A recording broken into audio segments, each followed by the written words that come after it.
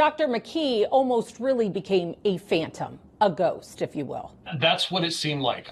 In this declaration of due diligence filed with Nevada's Clark County District Court, Laird's process server lists at least 9 times of trying to track down Dr. McKee. He said McKee's address provided by the medical group doesn't exist. It says Monique and McKee abruptly divorced in 2017 after less than 2 years of marriage because Monique was so worried. Court documents cite incompatibility. Misla says he's unaware of whether he had made any recent threats. There's no such street. There is no such address. McKee's phone number listed with the Nevada Medical Board led to a fax tone from a fax machine.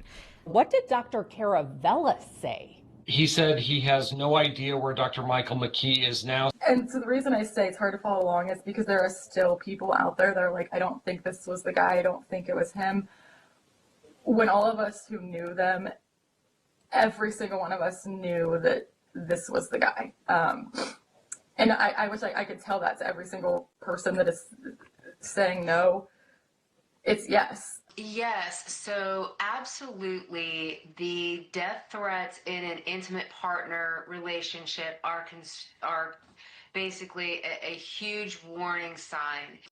It turns out this guy has been a stellar student, a stellar university student, a stellar football player, a national merit scholar, literally in the papers time after time after time for massive successes in life. And then what on earth could make someone like that end up in a jail jumpsuit like this? I got nightmares in my head, I fear. Thoughts build up until I can't hear. My mind fills up into a creature, and it haunts me somewhere much deeper. I got nightmares in my head, I fear.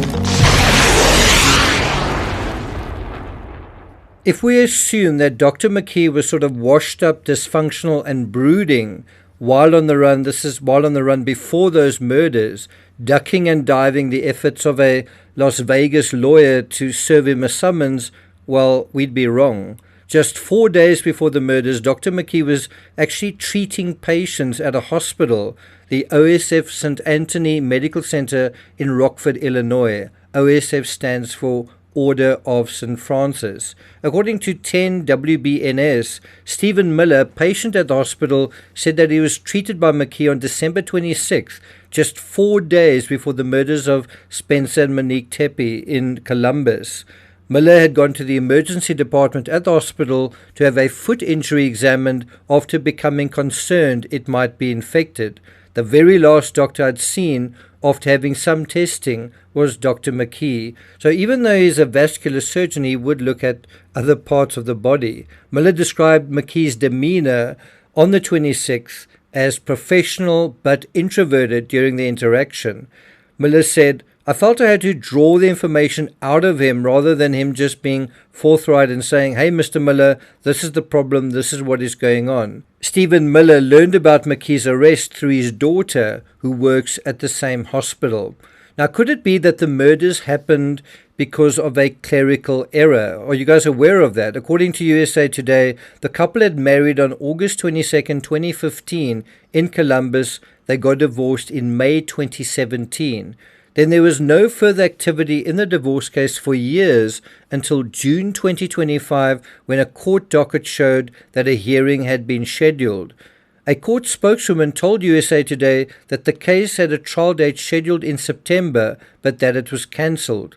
Court records filed January 14 show the September date was mistakenly set due to a clerical error on the case's docket number. So that filing on January 14, that's about 2 weeks after the murders. And even if that's true, even if it was a clerical error, does that significantly alter the motive? And I think the answer is in some ways yes, and in some ways no. I think the fact that Dr. McKee was practicing just a few days before the murders indicates he was functional. He wasn't sitting in his basement. He wasn't on the run unemployed.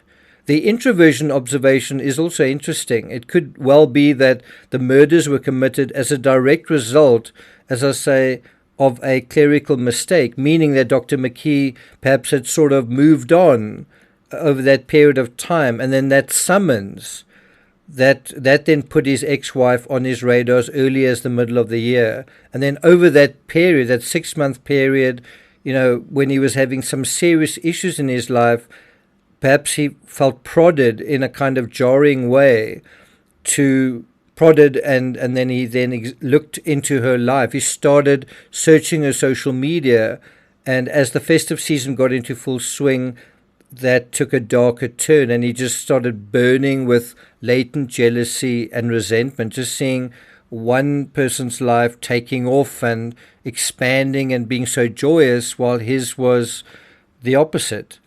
And I think a lot of the kindling was always there. The fact that he was adopted, that he rejected his parents, the fact that she divorced him, the fact that she'd found a better life even in the same area where they grew up, a state that he'd felt he'd had to leave. And so perhaps all of this came rushing back, but within the context of a growing tide of other issues, like the lawsuit he's trying to dodge. I do wonder whether the two were related in his mind. Did he think that his ex Monique was vindictively helping the Las Vegas lawyer, Dan Laird, track him down? You would imagine he was smarter than that, but perhaps in an emotional sense, perhaps he wasn't that smart. Now, isn't it ironic for Laird that Dr. McKee seemed to disappear? This lawyer was trying to track him down for weeks and weeks, going into months. Yet in the context of double murder, Dr. McKee left a clear digital trail, a trail of digital breadcrumbs that sort of made him reappear, that was actually quite easy to follow, made him quite easy to find. And that made him actually reappear, certainly in terms of the lawyer, Laird. And so not only was Dr. McKee, did he reappear to Laird, but he's now in the national spotlight. Why and how? Well, it's thanks to this CCTV trail that he left behind. But the drive could tell us so much. It's 12 to 14 hours to get between Chicago and Rockford, Illinois, and Columbus, Ohio. And on that long drive, it's riddled with places that can capture who you are, what you drive, and what you're doing. And that brings us to an area of this case and true crime in general that's really fascinating and that I'd really like to talk about, CCTV. Now, Dr. McKee was apparently very smart enough to become a surgeon, but not very emotionally intelligent or perhaps emotionally mature, and certainly not smart enough when it comes to true crime. Clearly smart in the medical field, but not smart in the true crime world. He must not watch Banfield because he doesn't seem to understand you get caught. It's possible that he'd gotten or gained a false confidence or a false sense of confidence from being able to elude these attempts to serve the lawsuit on him. And then he thought, well, if I can, dodge that kind of accountability, I can get away with double murder. And I mean, how did that work out for him? But that's really the thing. We live in a smart world now where there's so much surveillance out there. And as a result, it's becoming harder than ever to commit crimes, especially serious crimes like this one. And that's actually a good thing. Now, intertextually, consider all the recent cases we've dealt with that involved tracking a suspect using street-oriented CCTV. Most recently, the alleged shooter of Charlie Kirk's vehicle movements, remember that? Also, his pedestrian movements to and from the scene have been tracked.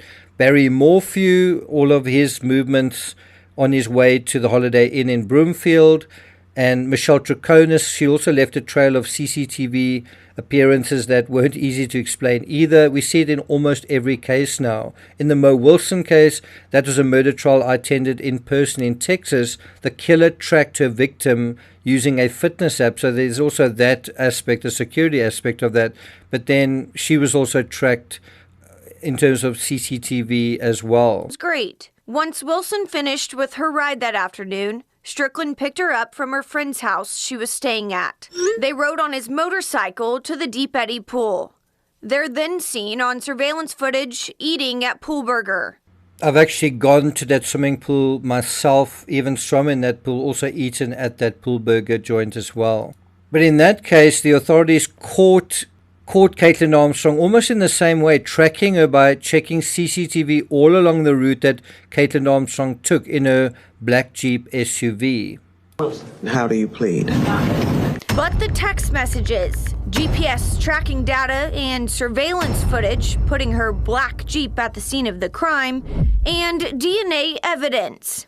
The shooting of Renee Good in Minneapolis is also theoretically not difficult to prosecute due to the surfeit of video recordings of the incident, but also CCTV providing additional perspectives in that particular case. The trouble in that case will be finding a prosecutor to do it. 6 prosecutors have already quit. Now, in terms of true crime, did you know, in terms of the influence of CCTV on crime worldwide, crime statistics show a long-term downward trend for many types of crimes. Homicides, 25% down. And this global decline in murder, you can actually see it on this chart. And although in this article they say the research behind the global murder decline is messy and there's no single magic lever, but several patterns recur. Well, these aren't experts in true crime. I can tell you now, a big reason for the decrease in serious crimes is CCTV. It's making it easier to follow, catch, prosecute offenders.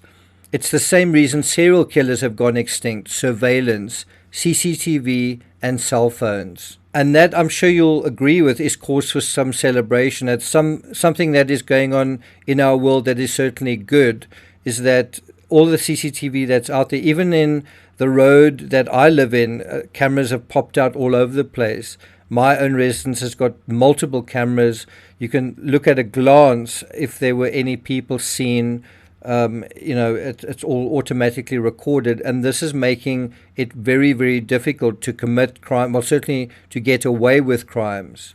And that, I think, is making the world a better place, a safer place, and it's certainly reason for optimism, wouldn't you say? In any event, I'm not going to take it further than that. Look out for my next video on Nick Reiner, where there's been some very interesting breaking news, so look out for that. Thank you for listening, and I'll see you guys next time.